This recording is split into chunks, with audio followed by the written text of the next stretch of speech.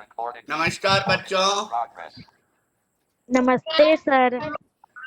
चलो एक एक करके नाम बताएंगे। पहला नाम। सर मेरा नाम देवराज है। स्कूल का नाम शासकीय प्राथमिक शाला अमलेडी रायपुर छत्तीसगढ़ है। दूसरा नाम। मेरा नाम जिज्ञासा पात्रे है। स्कूल का नाम शासकीय प्राथमिक शाला अमलेडी रायपुर छत्तीसगढ़। तीसरा नाम। मेरा नाम देवराज राव। स्कूल का नाम शासकीय प्राथमिक शाला अमलेडी रायपुर छत्तीसगढ़। चौथा नाम। मेरा नाम युगल मार्कंडे। स्कूल का नाम शासकीय प्राथमिक शाला अमरी रायपुर छत्तीसगढ़। और कोई प्रेजेंटेज है? नहीं है। नहीं है सर। आज 4 बच्चे हैं, बाकी लोग सब गायब। ठीक है, आना चाहिए था, पता नहीं क्यों नहीं है, आई डोंट नो। तो हम आपको पार्ट समझा रहे हैं, बहुत अच्छा पार्ट है। अगर ये लोग जुड़ते तो बहुत अच्छी चीजें समझते। आपदा प्रबंधन। क्या बच्चों? आपदा प्रबंधन। आपदा प्रबंधन। आपदा प्रबंधन से सबसे पहले ये समझ लो आपदा प्रबंधन होता क्या है। ठीक है, हम पार्ट 31 विषय Yes, sir. पर्यावरण कक्षा 5वीं का पार्ट 31 आपदा प्रबंधन समझा रहे हैं ना बच्चों? यही समझा रहे हैं, नहीं समझा रहे हैं? समझा रहे हैं।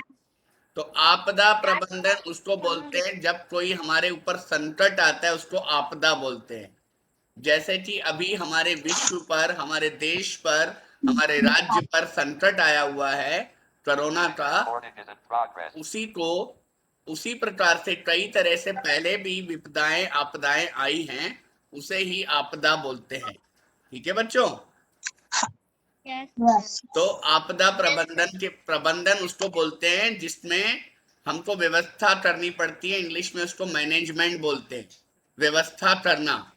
जैसे कि अभी लॉकडाउन लगा हुआ है और उस लॉकडाउन को पूरा कराने में हमारी पुलिस, डॉक्टर सब लोग मदद कर रहे हैं और हम लोग घरों में बैठे हैं, अपने आप को सुरक्षित बैठे हैं, प्रबंधन कर रहे हैं। प्रबंधन कौन करता है? हमारी जो सरकार रहती है, सरकार के नीचे जो प्रशासनिक, जो नीचे और अधिकारी रहते हैं, कलेक्टर, पुलिस आदि, ये लोग हमें कानून का पालन करने के लिए बोलते हैं, उसे बोलते हैं प्रबंधन। यानी प्रबंधन यानी व्यवस्था करना। क्या करना? व्यवस्था करना। हाँ, जैसे कि अभी लॉकडाउन लगा है तो किसी को बाहर ना घूमने देना, मास्क के बिना बाहर ना जाने देना, दवाइयां उपलब्ध कराना, ये सारी व्यवस्थाएं करना, उसको बोलते हैं प्रबंधन। क्या बोलते हैं बच्चों? प्रबंधन। हाँ। कोई बीच में कोई प्रश्न पूछ रहा था, कौन पूछ रहा था? कुछ पूछ रहे थे क्या आप लोग? नहीं सर।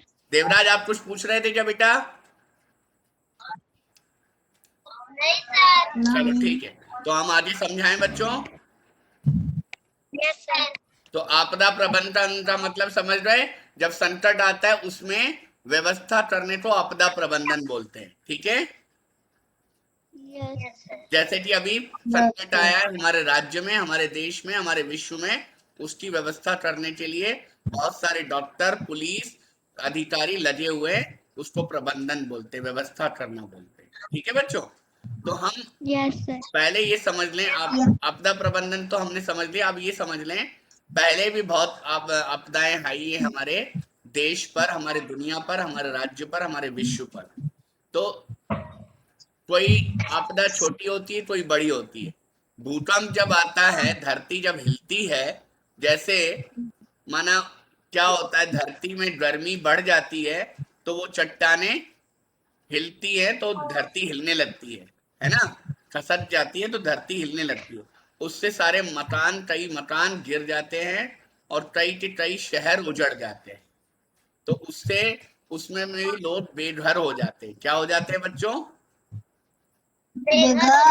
अब जैसे भूकंप आएगा, हम लोग घर में बैठे हुए हैं, अभी हम आपको पढ़ा रहे हैं, तो एकदम भूकंप आ जाए, कौन कहाँ चला जाएगा, कौन किधर जाएगा, मकान इधर उधर हो जाए, तो हम लोग को तो प्रॉब्लम होगी, नहीं होगी? होगी। फिर हमारे रिश्तेदार होगा सर। पुलिस और सरकार के पास जाती है कि हमारे रिश्तेदारों को ढूंढी, कहाँ चले गए, सही सलामत हैं या नहीं है। तो वो सबके बारे में जो पता करते हैं, व्यवस्था करते हैं, दवाइयाँ उपलब्ध करवाते हैं, खाना उपलब्ध कराते हैं, जो जीवित रह जाते हैं, सुरक्षित है, उनको सुरक्षित जगह पे ले जाना, जैसे भूकंप से दूर जगह पे ले जाना, है ना, या और कहीं ले जाना, तो ये व्यवस्था कौन करती है? पुलिस, सरकार, प्रशासन आदि लोग करते है। तो भूकंप आता है तो धरती जब हिलती है तो बहुत सारे लोगों का पूरा शहर का शहर, पूरे गांव के गांव उजड़ जाते हैं, क्योंकि वो घर गिर जाते हैं तो उसमें कई कई लोग दब के मर जाते हैं। तो भूकंप जब भी आए बच्चों, तो हमें टेबल के नीचे या हो सके तो खुली जगह में चले जाना चाहिए। पेड़ के नीचे और खंबे के नीचे कभी नहीं खड़े होना चाहिए, क्योंकि भूकंप जब आता है तो खंबे को भी गिरा देता है, पेड़ को भी गिरा देता है। तो हमें टेबल के नीचे बैठने के लिए इसलिए कहा गया, मान लो मकान की छत अगर गिरती है तो वो टेबल के ऊपर गिरेगी, हमारे ऊपर नहीं गिरेगी। ठीक है, अभी हमने भूकंप को समझ लिया। अब आगे आते हैं बाढ़। बाढ़ उस समय आती है जब बारिश बहुत आती है। अभी जैसे जून में बारिश होगी, अभी तुम्हारे सामने थोड़ी देर पहले धूप आई थी, एक बादल का पानी गिरा, तो बारिश हुई नहीं हुई? सब जगह हुई नहीं हुई? हुई। वही ना, थोड़ी थोड़ी बारिश हुई नहीं हुई? हाँ, तो जून में जब पानी की बहुत मात्रा में बारिश हो जाती है, बहुत बाढ़ आ जाती है, गांव के गांव नदी भर जाती है और गांव के गांव डूबने लगते हैं, तो उसको बोलते हैं बाढ़। क्या बोलते हैं बच्चों? बाढ़। बाढ़। बाढ़। तो बाढ़ और भूकंप समझ रहे? भूकंप यानी जमीन हिलना, बाढ़ यानी बारिश का होना, है ना। और एक है सूखा पड़ना। सूखा पड़ना यानी वहां पे 2-3 साल तक बारिश ना होना, तो खेतों में जो भी फसल उगाते हैं वो सड़ जाती है, खराब हो जाती है, किसान लोग भूखे मरते हैं, सब्जियां नहीं आती हैं, खाने की कमी हो जाती है। सब्जियां नहीं आएंगी तो फल नहीं आएंगे, तो फल नहीं आएंगे तो कहाँ से हम लोग खाएंगे, क्या पिएंगे, क्या कुछ करेंगे? तो सूखा पड़ना भी एक आपदा है। क्या है? आपदा। संकट है। आज से कुछ साल पहले एक बीमारी और आई थी, प्लेग। उसमें भी लोग, बहुत सारे लोग मरे थे। ठीक है, तो उसके बाद अभी जो ये 2 साल से कोरोना जैसी भयंकर बीमारी चल रही है, ये फैल किससे रही है? हमारे हाथों से, दूसरों के हाथों को हाथ टच हो रहा है, कहीं से भी किसी को हम छू रहे हैं या किसी से हाथ मिला रहे हैं या किस कुछ कर रहे हैं, इसलिए बोला जाता है मास्क पहन के जाओ, घर में आओ तो हाथ धो लो, सैनिटाइजर लगाओ, इससे बचाव रखो। तो ये कोरोना से बचाव के बहुत सारे साधन है। हमें घर से निकलना है तो मास्क के बिना निकलना ही नहीं है।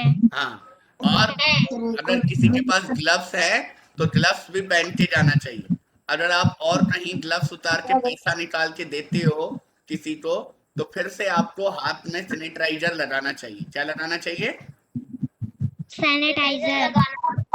और घर आके अपने कपड़े, अपने ग्लव्स, अपने मास्क, सब कपड़ों को बदल देना चाहिए और अपने हाथ मुंह को साबुन से धो के फिर अंदर आना चाहिए। ऐसा कर रहे हैं नहीं कर रहे हम लोग? कर रहे हैं। पहले भी हम लोग, जब हम गांव देहात में रहते थे, तो खेती किसान के जब लोग घर आते थे, या हमारे पापा लोग जब घर आते थे, तो गोड़ हाथ मुंह धोते थे नहीं धोते थे? धोते थे। साबुन से, पैर से।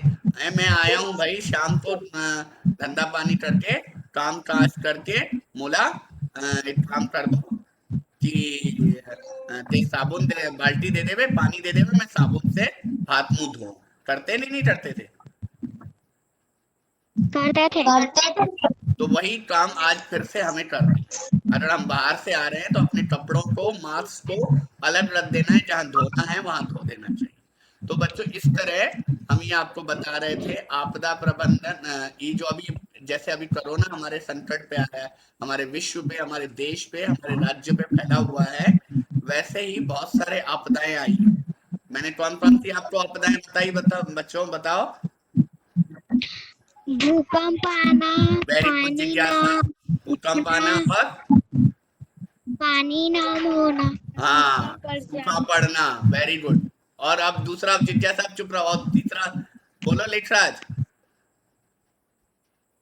भूकंप आना। ये तो तुम बोल दिए, ये जिज्ञासा ने बोल दिया। भूकंप और सूखा पड़ना। बाढ़ आना। वेरी गुड, बहुत अच्छे, तुम्हें मम्मी से बता रही है, बहुत अच्छे। बाढ़ आना, बाढ़ आना जैसे बारिश बहुत हो जाना, पानी भर जाना, उसको भी आपदा बोलते हैं। ठीक है। Yes sir. और आपने अभी सुना था कुछ दिन पहले, कुछ साल पहले एक तूफान आया था, हुदहुद। हुदहुद तूफान के बारे में सुने थे, नहीं सुने थे आप लोग? नहीं सुने। सुने थे ना।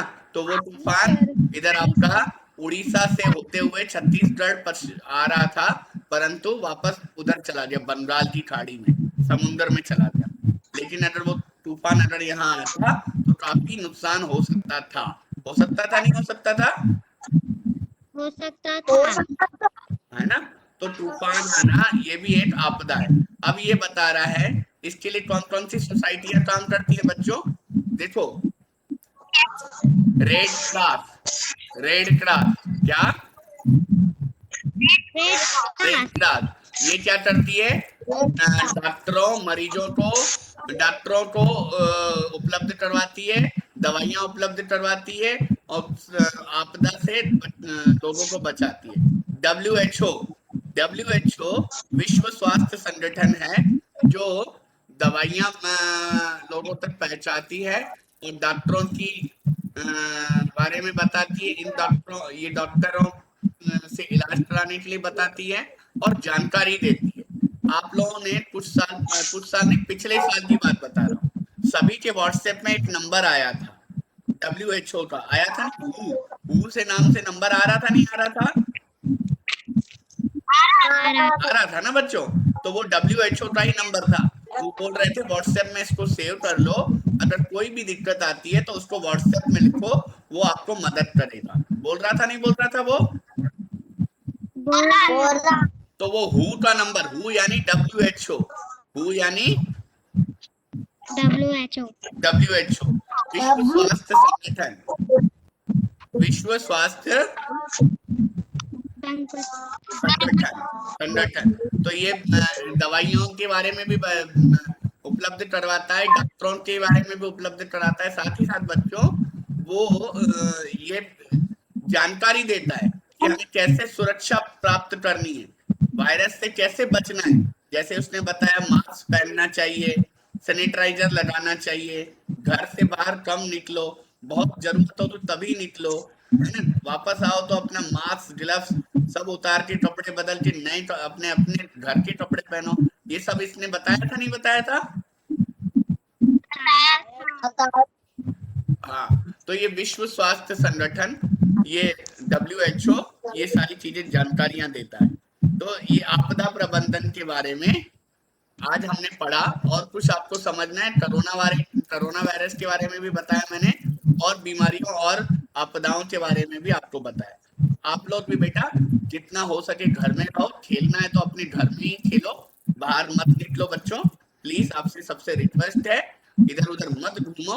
और जब आपके स्कूल बंद है, आप लोगों को स्कूल नहीं बुलाया जा रहा है, तो इससे बड़ी बात क्या हो सकती है? कुछ हो सकती है? नहीं। तो हमें अपनी सुरक्षा कैसे रखनी है? घर में रहना है, कहीं इधर उधर जाना नहीं है, बहुत जरूरी काम आने पर मास्क पहनना है, बाहर जाने पे सैनिटाइजर अपने साथ रखना है, वापस आकर हाथ धोना है, और बार बार हर 2-3 घंटे में अपने हाथ धोते रहना। तो इस तरह अपनी अपनी सुरक्षाएं कर सकते हैं। तो ये आपको समझ में आ गया पार्ट? किसी को कुछ प्रश्न पूछना है बच्चों? सर फोटो ले ले। क्या बोल रहे हो? कुछ नहीं सर। क्या बोल रहे हो युगल? कुछ पूछना है बेटा? नहीं सर। हाँ बोलो। नहीं सर। नहीं पूछना है?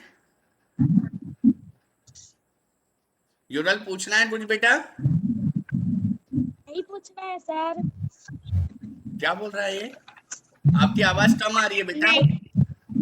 नहीं पूछना है कह रहा है सर। अच्छा अच्छा, चलो ठीक है, 1 minute. Focus button. Pause recording. Stop recording. Space.